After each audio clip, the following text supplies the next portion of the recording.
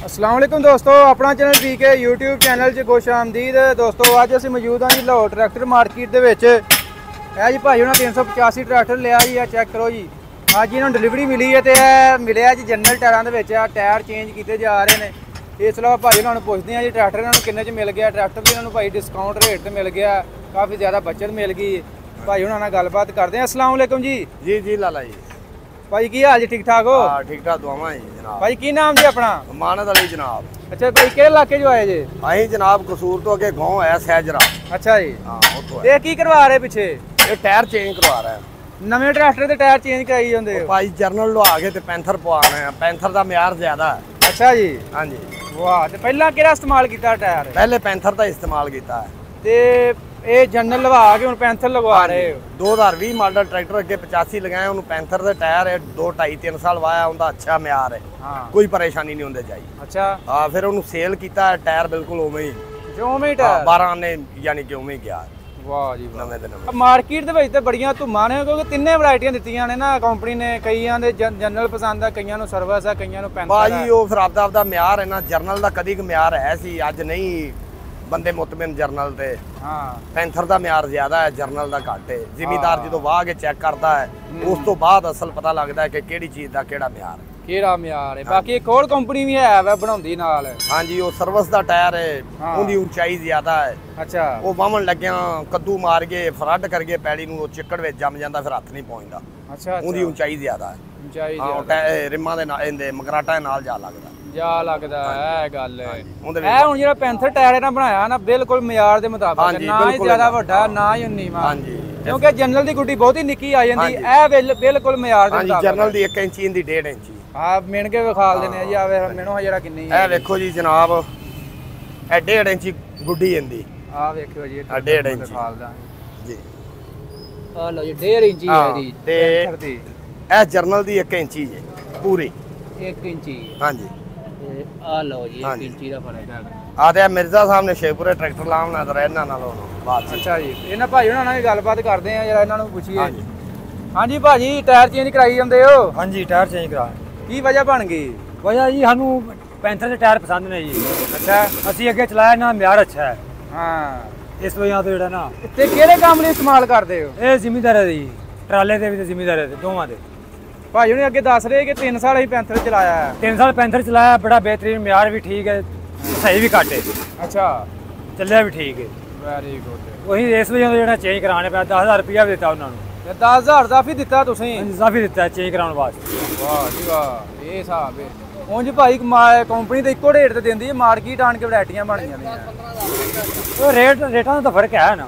ਨਹੀਂ ਨਹੀਂ, ਕੰਪਨੀ 'ਚ ਇੱਕ ਹੀ ਰੇਟ ਹੈ। हाँ कंपनी तो एक ही रेट, ਸ਼ੋਰੂਮ ਤੇ ਆਣ ਕੇ ਰੇਟਾਂ 'ਚ ਇਹਨਾਂ ਕੁਆਲਿਟੀਆਂ अगे आने के फर्क पै जाता। ਕੰਪਨੀ ਇੱਕੋ ਰੇਟ ਤੇ ਦਿੰਦੀ हाँ ਹੈ। जी ਤੇ ਹੁਣ ਕਿੰਨੇ 'ਚ ਮਿਲਿਆ ਇਹ? ये ਕਿੰਨੇ 'ਚ मिलिया ਕਰਵਾਇਆ जी ਸੀ? 3710 च 1,20,000 रुपया डिस्काउंट मिली सानू, बुक करवाया सी। ਅੱਛਾ, 1,20,000 ਡਿਸਕਾਊਂਟ ਮਿਲ ਗਈ। हाँ जी ਪੁਰਾਣੀਆਂ ਕੀਮਤਾਂ ਤੇ ਵੀ ਮਿਲ पुरानी ਗਿਆ। कीमत सानू मिल गया जी। ਹੁਣ ਤੇ ਹੋ ਗਿਆ 40,23,000 ਨਵਾਂ ਰੇਟ ਹੋ ਗਿਆ। हाँ जी चलिए सानू 3710 च पिया जी। 3710 ਯਾਨੀ ਕਿ ਤੁਹਾਨੂੰ एक 3 ਲੱਖ ਰੁਪਈਆ ਬਚਤ ਮਿਲ ਗਈ। हाँ 3 बचत मिल गई। 3 ਲੱਖ ਰੁਪਈਆ ਹੈ।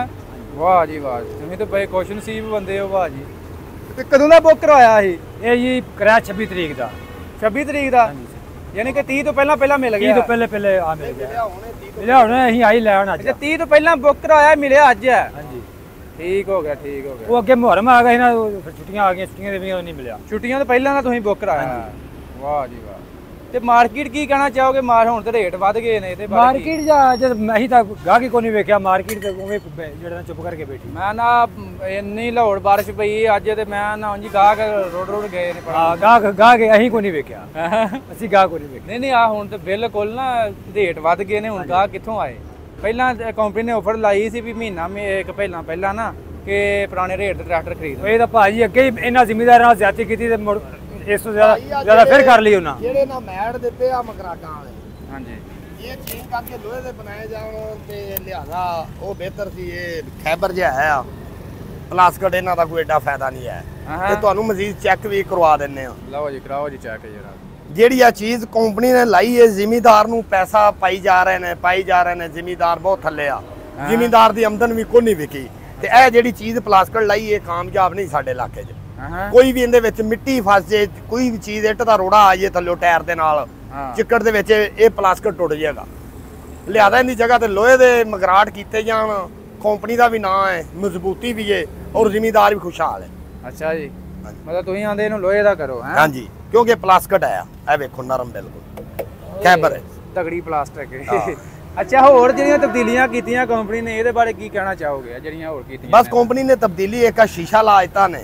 ਹਾਂ, ਇਹ ਜਿਹੜਾ ਸ਼ੀਸ਼ਾ ਕੰਪਨੀ ਨੇ ਲਾਇਆ ਹੈ, ਅੱਛਾ ਇਹਦੇ ਵਿੱਚ ਜ਼ਿਮੀਦਾਰਾਂ ਨੂੰ 3 ਲੱਖ ਰੁਪਇਆ ਵੱਧ ਪੈਂਦਾ ਹੈ ਅੱਛਾ ਇੱਕ ਸ਼ੀਸ਼ੇ ਦਾ ਹੀ। ਹਾਂ ਹਾਂ, ਇਹਦਾ 34 ਲੱਖ ਤੋਂ 37 ਲੱਖ ਦਾ ਹੋ ਗਿਆ, 37 ਤੋਂ 38 ਦਾ ਹੋ ਗਿਆ, 38 ਤੋਂ 39 ਦਾ ਰਾਉਂਡ ਬਾਉਂਡ ਹੋ ਗਿਆ। ਜ਼ਿਮੀਦਾਰ ਕੀ ਕਰੇਗਾ? ਆਮਦਨ ਜ਼ਿਮੀਦਾਰ ਦੀ ਕੋਈ ਨਹੀਂ ਵਿਕਦੀ ਵੀ। ਭਾਜੀ ਸਿਰਫ ਇਹ ਕੰਪਨੀ ਨੇ ਰੇਟ ਵਧਾਏ ਆ, ਦੂਸਰੀਆਂ ਨਹੀਂ ਵਧਾਏ ਹੈ ਹਾਂਜੀ, ਹੁਣ ਜ਼ਿਮੀਦਾਰਾਂ ਦੀ ਮੱਕੀ ਜਿਹੜੀ ਏ ਉਹ ਬਾਰਿਸ਼ਾਂ ਦੀ ਵਜ੍ਹਾ ਤੋਂ ਵਿੱਚ ਖਰਾਬ ਹੋ ਗਈ, ਉਹ ਡੈਮੇਜ ਹੋਣ ਦੀ ਵਜ੍ਹਾ ਤੋਂ 1500-1600 ਰੇਟ ਦੇ ਰਿਹਾ ਹੈ। ਮੱਕੀ ਦਾ ਰੇਟ ਹੀ ਨਹੀਂ ਵੱਧ ਦੇ ਰਿਹਾ। ਆਹੋ ਆਹੋ, ਪਹਿਲੇ 21-2200 ਨੂੰ ਵਿਕੀ ਏ ਤੇ ਕੀ ਉਸ ਤੋਂ 65-70 ਮਣ। ਇਹਦਾ ਤਾਂ 3500 ਤੋਂ ਰੇਟ ਸ਼ੁਰੂ ਹੋਇਆ ਹੀ, ਹੌਲੀ ਹੌਲੀ ਇੰਨਾ ਡਾਊਨ ਹੁੰਦਾ ਗਿਆ। 3500 ਨਹੀਂ ਹੋਇਆ ਜਨਾਬ, ਹੈ 2200 2400 ਹੁਣ ਆ ਗਈ 1600 ਤੇ 1500 1600 ਤੇ ਆ ਗਈ। ਹਾਂਜੀ, ਵਿੱਚ ਮੱਕੀ ਖਰਾਬ ਹੋ ਗਈ ਬਾਰਿਸ਼ਾਂ ਨਾਲ। ਇਹ ਤੁਹਾਡੇ ਇਲਾਕੇ 'ਚ ਮਕਈ ਤੇ ਨਾਲ ਦੂਸਰੀ ਕਿ ਫਸਲ ਕਿਹੜੀ ਲਾਉਂਦੇ? ਮੂੰਜੀ ਲਾਣਾ ਹੈ। ਮੂੰਜੀ ਗੰਦਮ ਘੱਟ ਹੀ ਹੈ। ਹਾਂਜੀ, ਗੰਦਮ ਖਤਮ ਹੋ ਗਈ, ਹੁਣ ਝੋਨਾ ਲਾਵਾਂਗੇ ਮੂੰਜੀ ਜਿਹਨੂੰ ਆਪਾਂ ਕਹਿੰਦੇ ਆ। ਉਸ ਤੋਂ ਬਾਅਦ ਆਲੂ ਦੀ ਪੈਦਾਵਾਰ ਹੋ ਜਾਏਗੀ ਸ਼ੁਰੂ। ਅੱਛਾ, ਆਲੂ ਤੇ ਡੇਢ ਮਾਹ ਤੱਕ ਆਲੂ ਸ਼ੁਰੂ ਹੋ ਜਾਏਗਾ।